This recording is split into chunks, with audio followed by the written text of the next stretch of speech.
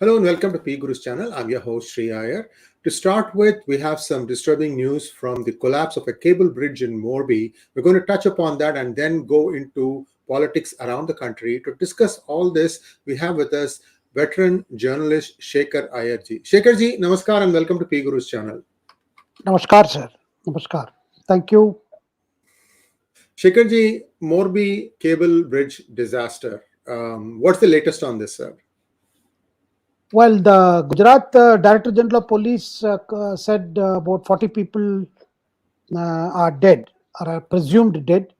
Right now, we hear the Gujarat Home Minister confirming 7 deaths. And this was an old bridge, more than 100 years old bridge, which was recently repaired or perhaps renovated. And today being Sunday and the bridge had just been opened for public, so there were a lot of people on the bridge than the bridge could bear.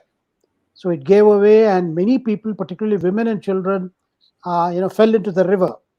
And since many of them do not know swimming, and those who knew swimming, they managed to reach to safety.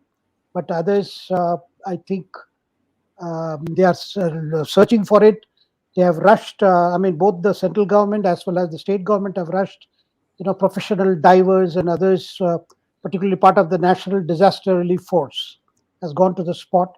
But it's a very, very shocking news on a day the Prime Minister is in Gujarat. In fact, he's on a 3-day visit. He laid the foundation for a project for building Airbus aircraft for military purposes. And with the Gujarat elections likely to be announced any time by the Election Commission, this kind of disasters do leave a kind of an impression about the authorities and the state government, and this is a very big disaster, actually very, very painful at this time. Well, we pray to God that as many try to swim to safety or at least wade to safety. It doesn't seem to be too deep, appeared to be shallow to me from what the pictures I could see. That count, that 40 missing might come down to something lesser. So we'll have to wait and pray that things work out okay. Shekhar ji, next important news, The Wire. The Wire has been accused of lying, and then they have tried to brazen it out, and now there appears to be a whole slew of FIRs, first information reports, filed against many in The Wire. And I have been following this a little bit. Shekhar ji, couple of these people have actually bragged about how they could use hacking and other tools to essentially influence people's opinion. Indeed, I think this is a very, very shocking episode because Wire, as we know, has been constantly, trying to marshal a narrative. Yeah. They have been day after day, month after month, they have been trying to show a narrative that since the advent of the BJP government in New Delhi, freedom is at peril, people are under surveillance, and things like that. And this particular thing was a very serious allegation that a functionary of the BJP IT media cell had so much access to Meta, it's a database, that he could knock out at any time 700 accounts. That includes Instagram also. Of course, the nature of allegation was such because it sought to fit with the narrative that the Wire has been doing, that the Modi government keeps people under leash, under surveillance, and they are also acting against their opponents, political and otherwise. See, the whole problem is, Shreya ji, well, if this goes by the name of journalism, the problem is, you are so, totally buying your own narrative. You don't realize that for a journalistic, narrative, it requires facts. And if you don't have facts till then, I'm not saying that this is not happening or that is happening, but this is a damage the credibility of the organization. That's a serious charge because, all the owners of the Wire pride themselves as, being part of the left of center, and they are doing a crusader's role against right-wing ideology or the RSS or the BJP. But then if you're calling yourself journalists, or even if you're activist, I think you need to back up with facts. But this was a case where a whole kind of documents and emails were found to be totally fake. Now, what has happened is after Amit Malviya, the head of the BJP IT cell, issued a notice saying that and also filed a case because this is, I mean, I mean, if you understand the kind of allegation that has been made, I mean, this is too far fetched. I mean, how can somebody, particularly a party functionary at Amit Malviya's level, would have so much of power, and why would companies like Meta give him so much of power? Because we already know that maybe there are other ways of influencing people in business. I mean, assuming that this is what is being done. But the way the allegations were made makes me conclude, which is a warning to all of us, to all the journalists. You end up buying your own propaganda. You believe a thing that you are saying day in and day after so much. You then try to look for things that fit to it rather than looking at what is available facts and then decide your narrative. So you have a right to your editorializing a particular position. But when it comes to facts, at least it should be sacred. And now, unfortunately, the other thing which is happening, the journalist community in India is divided. There are one sort of lot who are so sympathetic to the wire simply because they are opposed to Prime Minister Modi. They believe that the whole thing was set up by the rivals of wire. In other words, it is BJP itself has done to them. I mean, I'm putting it very blindly for viewers that they themselves set this up. And there was a Trojan horse who was working with them for 1.5 years. So therefore, they are the victim, not Amit Malviya. Now, this particular kind of attempt to, as you mentioned in the opening remarks, trying to brazen it out, has obviously got other journalists to say, look, what is this? I mean, somebody has to take responsibility. If I am purveyor of, the defamation laws are clear. The purveyor is as responsible as the people who are providing that content.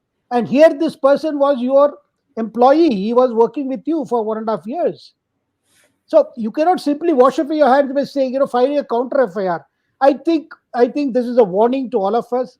Beware of your own propaganda because you will end up believing it and you will end up, going on and forgetting facts because facts are important. Facts are sacred. Views are free.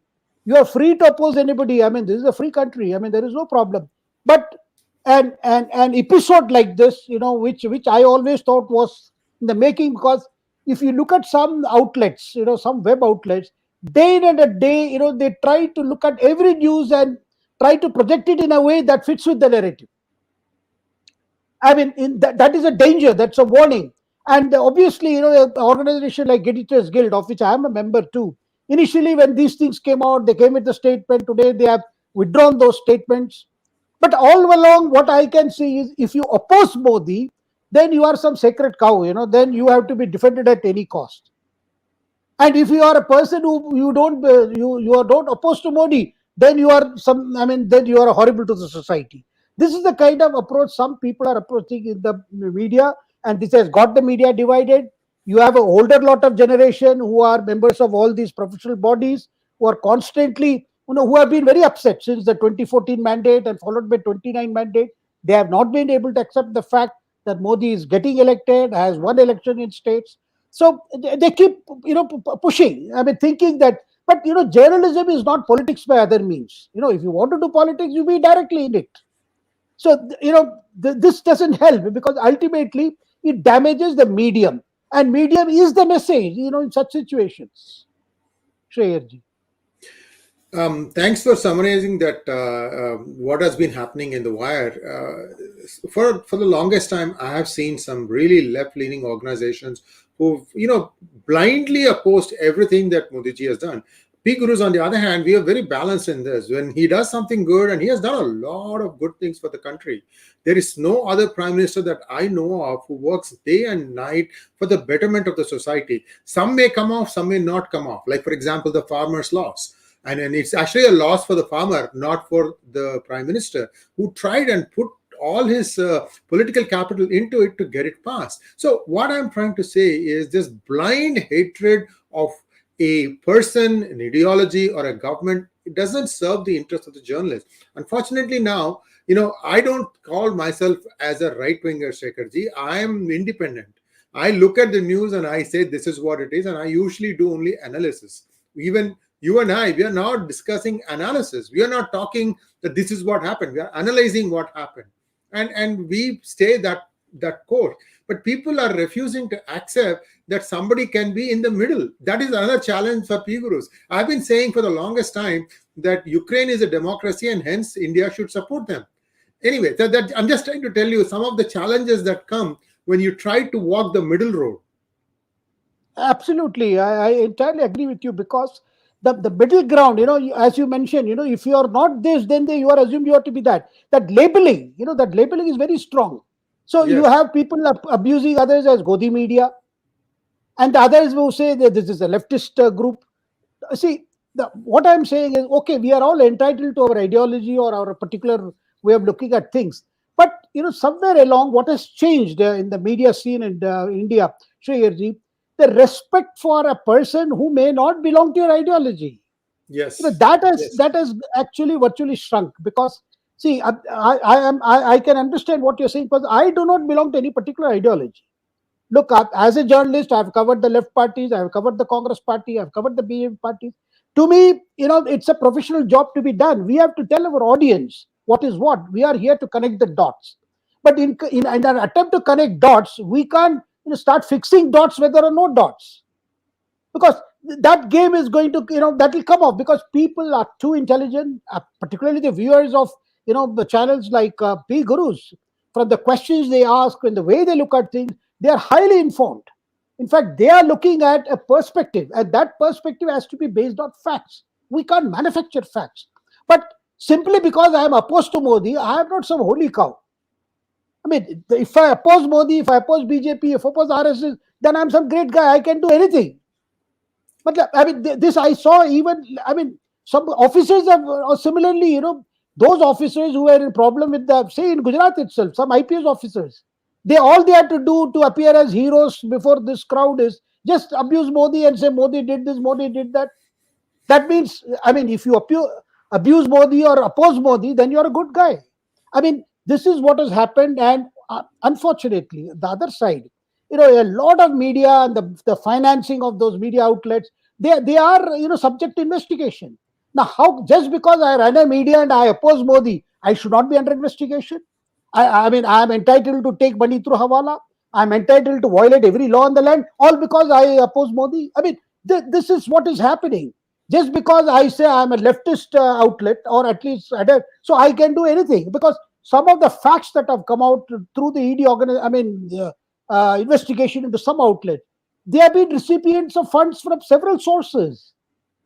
All this label, left, right, all this doesn't make sense. I mean, people are particularly, they know what is happening. They understand a lot of opposition to Modi is because of what they see as, look, probably something is being done to clean up the system. See, no media organization can claim itself that it is above board, above law, just because it's a media organization.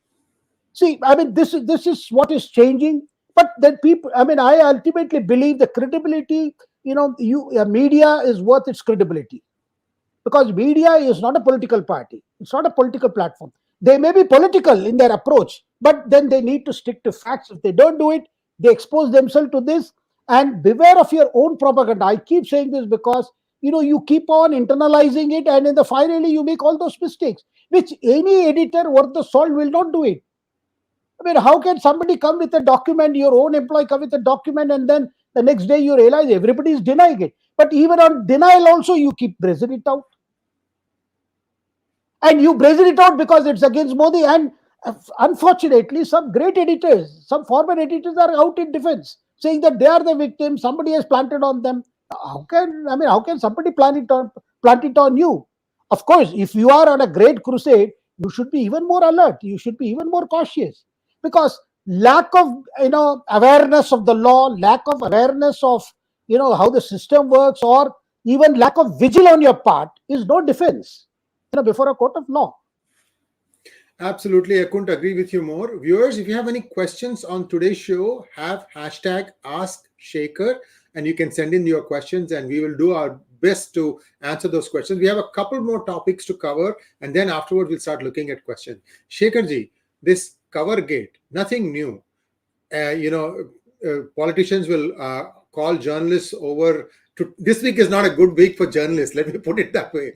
They ask them to come over, and then there will be sweets, especially during iftar, Diwali, 3 or 4 times a year. These things happen, and then there is an envelope, and this envelope is full of cash. This is not the first time this has happened. Yet this time, the opposition in Karnataka has caught the Bommai government on the back foot, saying that they've been having this thing called pay CM, pay CM, pay CM, that these people are corrupt. Shekharji, if you ask me, the entire polity, that is the political structure of Karnataka, is real estate owners. It doesn't matter which party they are belonging to. So basically, their loyalties lie on where the state of their holdings. If the holdings are in danger, then they look at the wind, which way it's blowing, and they jump that way. That's why it was so easy for Yediyurappa to come back. Anyway, this is just my 2 cents. Again, you don't have to agree with me or disagree with me. My point, Shekharji, is this Covergate is not new. It is not new, definitely not new. I know how the media has been functioning in Karnataka, but it is also shocking that somebody who is working in the Chief Minister's office should engage in this kind of very bizarre activity, because normally, as you mentioned about envelopes being given and being handed out and being received, they are not done in this way, that somebody start whistleblowing, or as to put it, or because what I am told is that the joke doing the rounds among the media friends in Bangalore is probably those who did not get the envelope, they started complaining, because this is not a new practice. And not just the envelope, since the administration of SM Krishna's days, even Siddharamaiah, I mean, they have always cultivated journalists, given them laptops and whatnot. Even now, the Bharat Jodo Yatra, the kind of coverage that was managed in Karnataka, I am told that the journalists have been taken care of. Or if earlier the Meghadotu rally by D.K. Shivkumar, and some of these politicians have very good relations with journalists, and some of these journalists, senior editors, I have seen Shekhar Iyer, they touch the feet of these politicians. Journalists are divided in the sense that some owe allegiance to Siddharamaiah, some owe allegiance to Shivkumar. And actually, your Baswaraj Bommai, Chief Minister of Karnataka, doesn't fall into this category. That is why, moment he was mentioned, he immediately, he in fact called up the bosses of those editorial organizations which had written to him, and they launched a protest, because this is a very it shows an attempt being made to actually buy though it's not that this is happening, as you mentioned, not the first time, because I know some journalists in Bangalore got even commercial spaces allotted under favorable conditions by Congress chief ministers, like during the period of SM Krishna, and even in the period of Devagowda, then the period of you have had in other governments, and Siddharamaiah, there are dedicated journalists for Siddharamaiah. This is how journalism has got completely corrupted. And what is happening is, those who benefited under previous regime are the ones who are acting holier than the cow in this particular episode. That's the most strange. They, on their tweets, and you can see that. And I do not want to name any names, because all of them are good friends. But I know for a fact that they have done quite very well. All their assets are disproportionate to whatever known sources of income from the newspaper jobs they held. There are many such cases, and in Karnataka, everybody knows about it. It is not strange. In fact, I was told after the episode, I called up some friends. They said, "Look, this is something which is happening. I don't know why. Probably some guys got left out." But at the same time, the fact that somebody who is a part of the Chief Minister's office could act like this, that is why Basavaraj Bommai personally called up and apologized. He said this is because he says he was not aware of this kind of thing, because normally Shekhar Ji, in this kind of operation, these are not done like this. Whoever has to be, there are very lubricated systems to take care of that. This is not done like this. If anybody has attempted this, it only shows how kacha this whole operation was.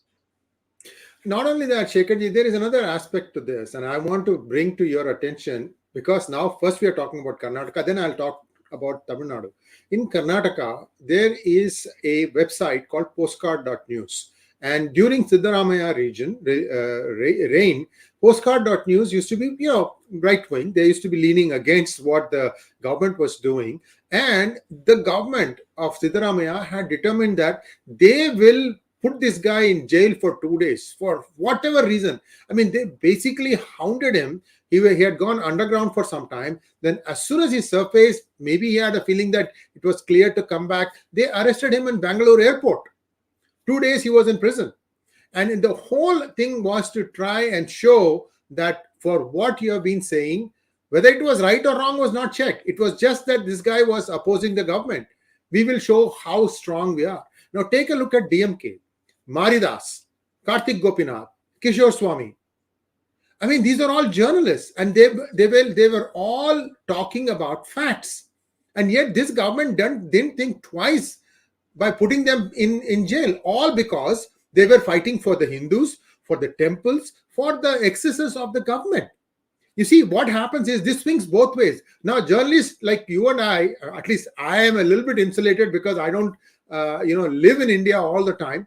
But this kind of a problem where even if you speak the truth, there is a danger to you. Where do journalists go, sir? And Sheyarji, the other part is, unfortunately, when these incidents happened, none of the mainstream people ever felt that freedom of the press was in danger. For them, freedom of the press is danger only when it is related to Prime Minister Modi or the BJP.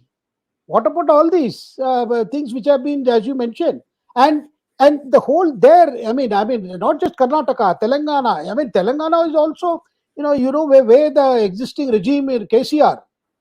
The whole system is so controlled, and most of the states, this is the situation everywhere, where it is indeed difficult for journalists who are not aligned to any side, want to be neutral, who are ideologically also not committed to this side or that side, and there is no other person in the mainstream media to support them. In fact, these people are treated as fringe elements because they are seen as standing out and kebab mein haddi, as they say, creating problems for others. We have momentarily lost touch with Shekhar ji. I'm sure he will come back and join.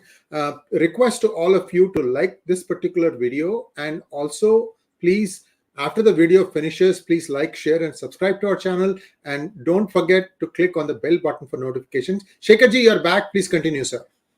Yeah. So what I was saying was that the people who are who are in the mainstream media, they should also speak up for these people. I mean, the people whom you mentioned. And Tamil Nadu, Yes. it is completely ideologically aligned, and you have the DMK lot, you have the non-DMK lot, and in fact the channels, particularly the visual media in Tamil Nadu, it's a situation where completely dominated by the ruling party. And you see, even Jayalalitha felt this as an opposition leader. That is why when she became chief minister, she went in for a government-owned cable company to distribute channels. Arasu Cables was created because the other side was dominated by the Sun TV, owned by the Maran brothers, who are close to the DMK family. So you have political parties owning channels. You have political parties, apart from their own mouthpieces, they also have people in established organizations who, whatever may be the case, I have seen a paper like Hindu. There are journalists in the Hindu who were defending the 2G scam. I mean, what to say? I mean, and the organizations also allowed it in the name of, they are carrying all views. I mean, and these people definitely, if somebody is willing to suspend his reason and back a particular scam or defend a particular scam accused, obviously it raises questions about the integrity. Absolutely, sir. Yesterday, I have to also point out to our viewers how biased some of these channels are. News 18 in Tamil, there is a Colonel Tyagarajan. He is actually a frequenter to PGurus channels, and Sriram Seshadri, another person who comes on our channels. They were subjected to some of the worst kind of treatment you can think of. And the guy is a loudmouth from DMK. This guy is going to go to jail on that Brahmin genocide thing. I'm telling you today, viewers, nobody is going to rest until this guy sees the back of Tihar or some other jail. And this guy, for no reason, Shekhar ji, the guy just starts shouting over a colonel and then calls him a traitor. Sir, there is no, you debate on the points, not on something else. I mean, an army guy is being, insulted, humiliated. So these kind of excesses happen. The news mediator, the news anchor, could have muted this person's audio. See, the problem that I see in Tamil channel, sir, is the channel itself has a certain ideology, and they'll, for the naam ke vaste, they'll bring the other side. But when their own protagonists are talking, no disturbances. But when the people who are going to rebut start talking, everything is allowed, free for all. So these kind of jokes happen. Unfortunately, sir, today social media's penetration among the voting public, like the 30 plus to 75, 80, 85 now, they still look to TV for their news. And this is a big challenge in states like Tamil Nadu, perhaps Andhra, and even Kerala, where the opinion is being formed there based on lies. Yes, indeed. I mean, to that list of states you mentioned, I will also include West Bengal, where where the Mamata has patronized so many channels, patronized newspapers, and their only job is they have to defend her and defend the ruling Trinamool Congress and its goons, and at the same time keep the focus on the opposition, the BJP, because there is no other opposition left. Now, Shekhar, what has happened is there has been an upswing in the people who are watching YouTube programs like PGurus, and there are other Yes. YouTube bloggers who are getting a lot of traction. That shows there is a hunger for quality news, quality debate.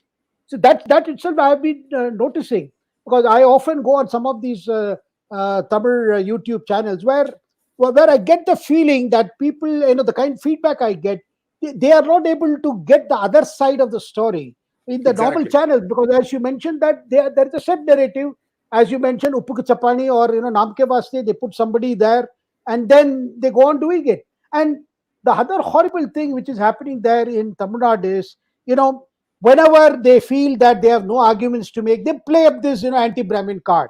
Like Yes. somebody recently said, he's a DK, supposed to be a ideologue. He even threatened to cut the sacred thread of let Brahmins wear their sacred thread in the open. I'll cut it, or something like that, to that effect. To which there has been a lot of reaction, and reaction has come from people who are not Brahmins. I mean, they say that what is this nonsense? I mean, is this not a hate speech? Every time you bring up this caste thing, and then you use it against a particular community, if you happen to see that the person, you assume that people who are making those points or who are speaking against divisive forces or separatism, then they must be Brahmins. I mean, the assumption is that a particular community is always backing the ruling party or the Prime Minister Modi. Now, all this goes to show, Shekhar, the pure intellectual bankruptcy that you see among political parties today. It must be, I want to call it magnanimity of Kanimuri.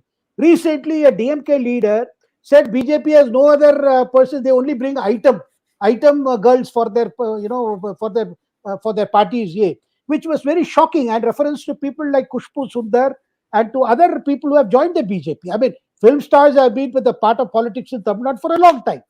And Jayalalitha also subjected to this kind of abusive language, in her initial years. And similar thing is happening now. And after Kushbu, tagged Kanimuri and drew Kanimuri's attention to see that what kind of, and she apologized on behalf of the party, and she also mentioned that Chief Minister Stalin would not tolerate it.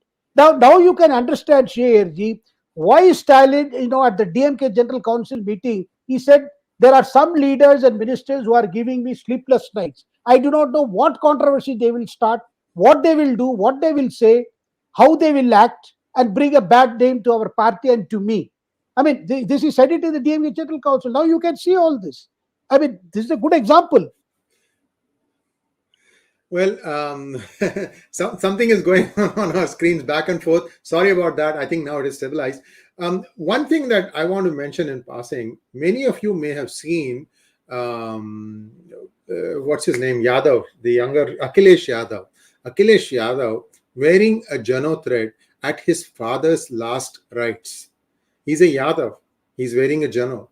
Everybody has to wear a jano. It is just that many of us do it only at the time of functions, when we get married, when we are, many are supposed to be having Upanayanam at a younger age, but because of technology, whatever you want to call it, I'm not going to explain why. Many people wear the Yajnopavita Dharanam, that is the jano, just moments before they get married. And then they forget all about it until something else happens, which is like, a life-changing event. So what I'm trying to say is, these people have completely bankrupted themselves intellectually. They have nothing else to do, that they keep on playing these things up. But I'm glad to see many now pushing back, saying that this idea has run out. This is no longer 1967. So shut the F up. That's what many are coming to the aid of Brahmins, especially. I mean, this is like only Brahmins seem to wear the jano. I mean, I'm not saying all do. See, everybody does the same thing. When people see that, oh, you are being targeted for something, then they say, okay, I will not wear it. So this is a very, very sad situation, because Hinduism has been rent asunder, not only by external Abrahamic religions, but also internally. That's how I see this one. We need to really have a jagrata. Anyway, let's sorry about that. Let's go to the last point. Kejriwal is now become a Ram Bhakt. He's suddenly, I mean, he's like a chameleon, sir. Well, Hello? he wants to, yeah. Can you hear me, sir? Shekhar ji, can you hear me? Can you hear me? I can hear you. I Yeah. can hear you. So yeah, go ahead, sir. Kejriwal has become a chameleon. Well, Kejriwal is looking for that, that X factor that can pull him out of, at least give him some decent figures in Gujarat. Because Himachal, I don't think he's concentrating much. But for Gujarat's sake, at least that AAP should win at least 10 seats or so, to show that, they made a beginning. So he has of late come out with that idea of, why don't you put a picture of Ganesh and Lord Ganesh and goddess Lakshmi on the currency notes, and that is how you can save the falling value of rupee.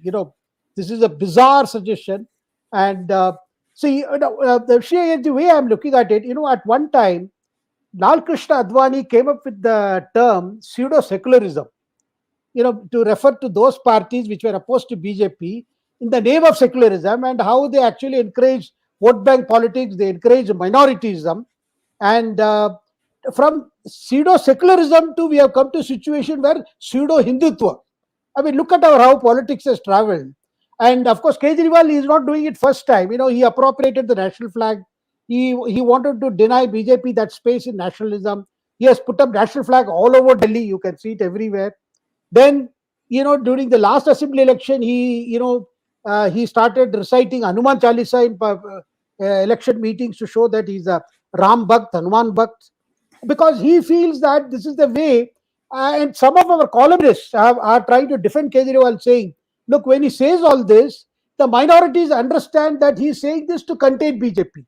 But I'm not sure whether minorities will appreciate the idea of saying Indian currency notes being printed with the picture of Lord Ganesh and goddess Lakshmi. I do not know whether that will be a thing that they will like it, if actually Kejriwal proposal were to be accepted, at any time. But so therefore, what we are seeing is, but in Gujarat, sir, I don't think they need a pseudo Hindutva party. They have got the BJP there, and Gujarat is a completely different, I would say a different scenario, where people are clear. They are still, I would say, loyal to the Prime Minister Modi. But any election is a tough election. BJP never takes it lightly. And that sometimes the way they fight election gives an impression probably they are in trouble. That's why they're working hard. 2017 was a bad year for them, because their figures went down 100. They got 99.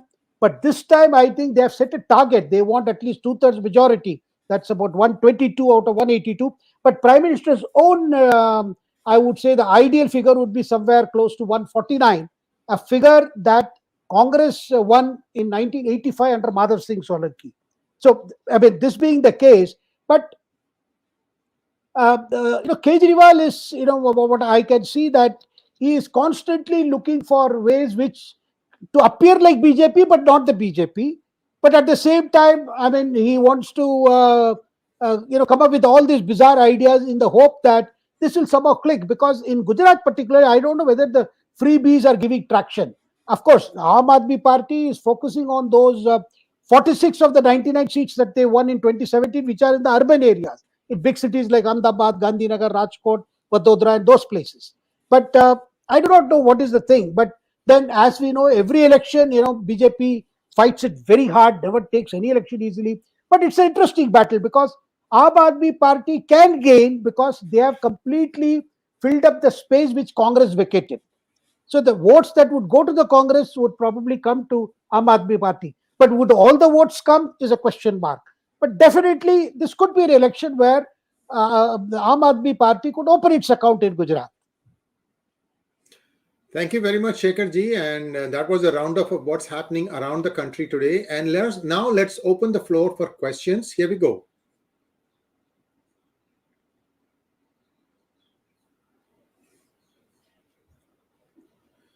K. Ramakrishna wants to know. Oh, wait, I think maybe there are more questions before that. Just give us a second, sir.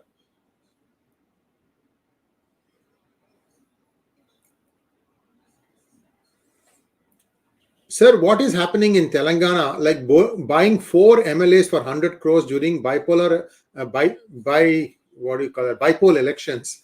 Who is behind this drama? Is KCR playing any game? And any updates on Delhi liquor scam linked with Telangana?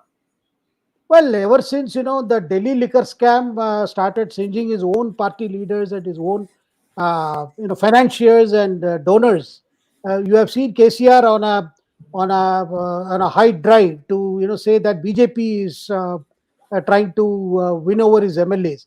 Well, KCR himself is known for this because that is how he got so many of the Congress MLAs to shift side by the same method. And I do not know whether he also adopted the same method. But I am told this is a hoax case from what I gather from people in Telangana. And because already they are saying there was no money involved, and who would pay 100 crores for 3 MLAs anyway when elections are coming in a year? And sir, BJP is not so, their purse is not open that they will pay 100 crores for 3 MLAs.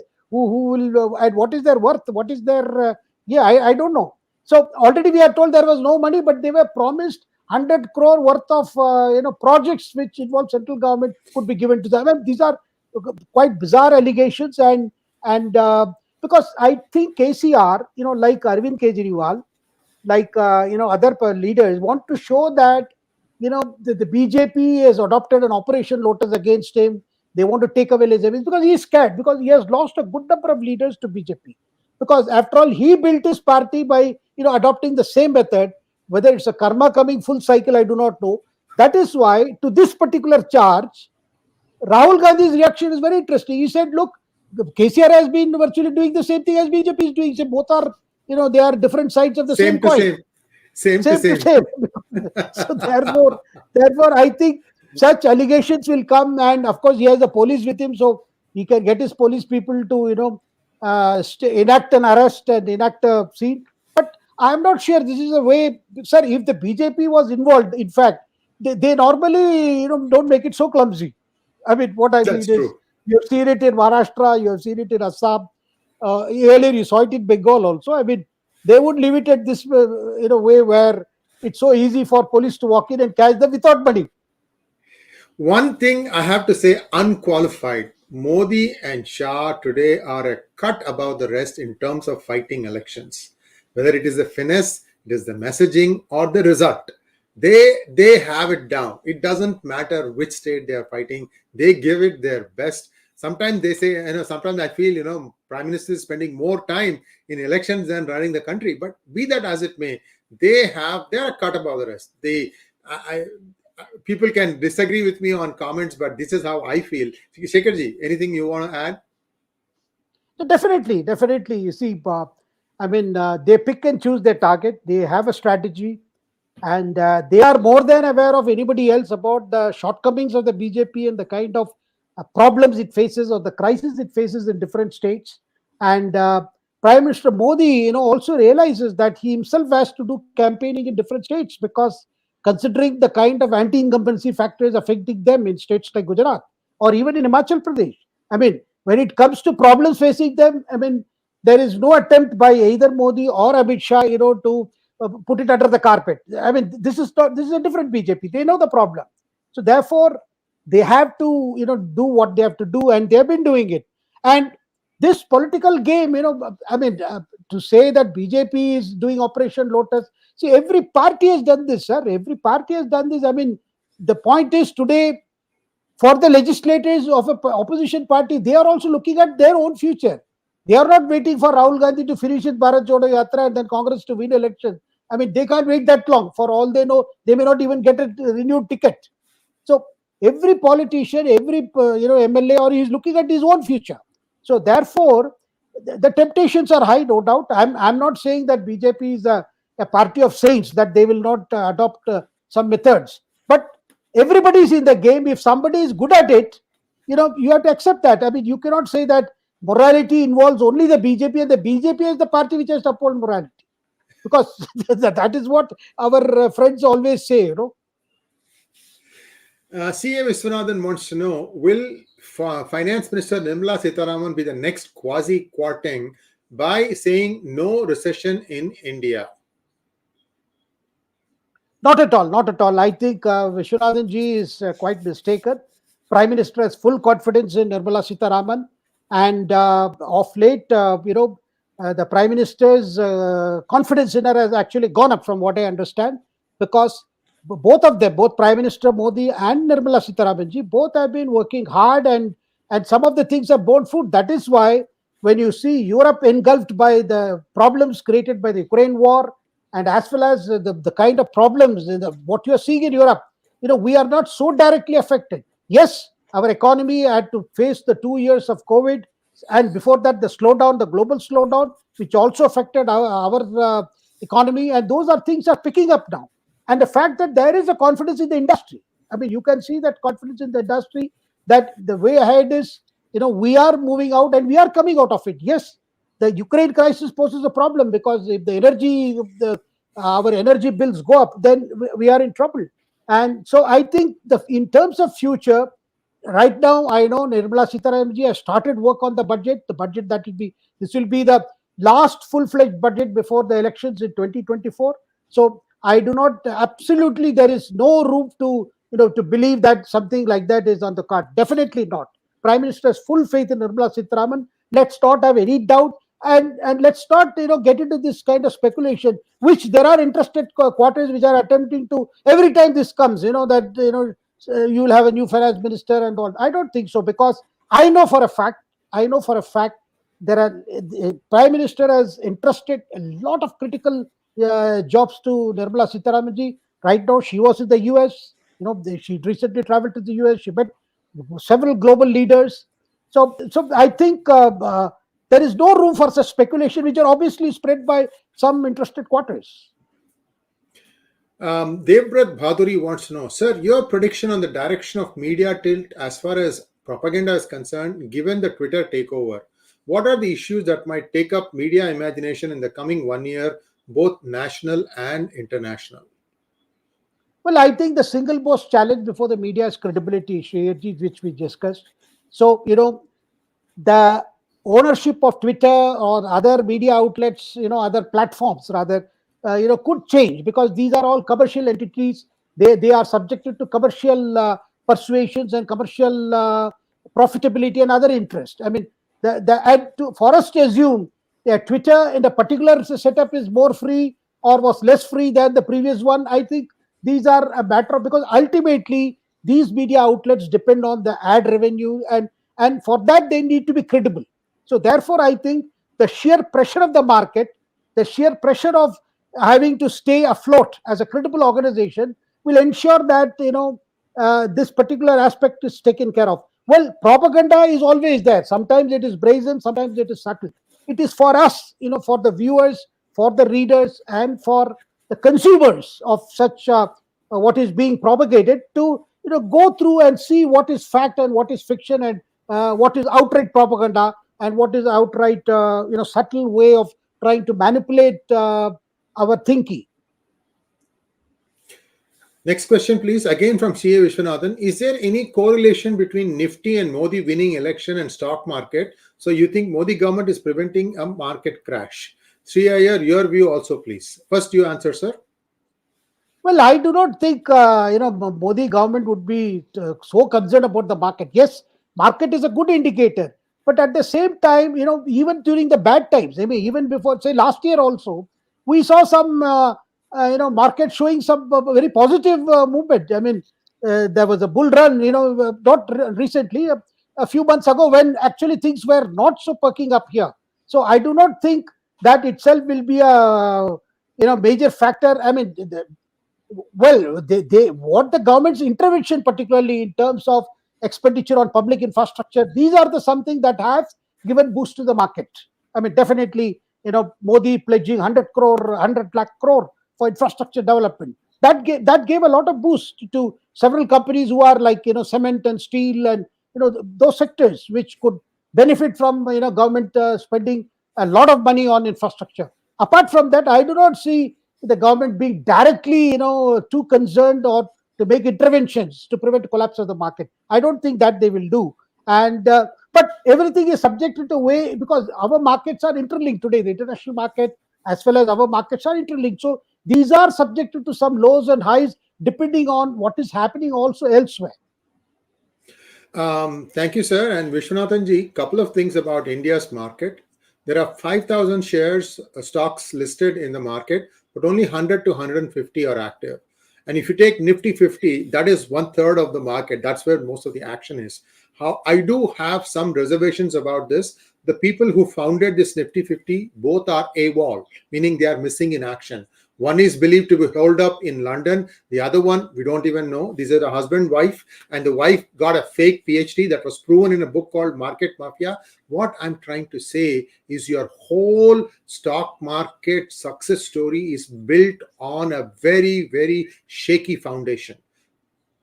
The UPA made sure that they could, outwit people and make money for themselves. And that NSE stock scam thing still not been resolved. Unfortunately, even the Modi government is finding it very hard to find the end of that. And now I'm hearing that the two people who are in jail, they just the thing lapsed and now they are on bail.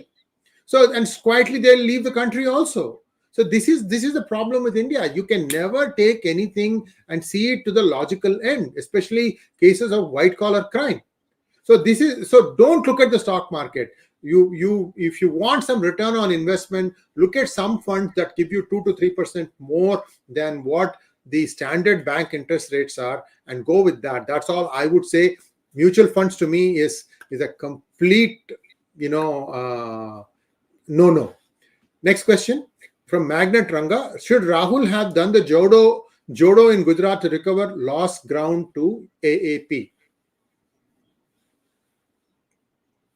No, definitely, Rangaji, I think there is a feeling among the Congress leaders in Gujarat, as well as in Himachal, that Rahul Gandhi should have actually concentrated in the states going to the elections. Because, I mean, Bharat Jodo Yatra is okay in a non-election year, but when you have elections, and with just, he launched the Yatra just before the elections were announced. Now, through the campaign in Gujarat, because virtually we are told Congress campaign is yet to take off in Gujarat.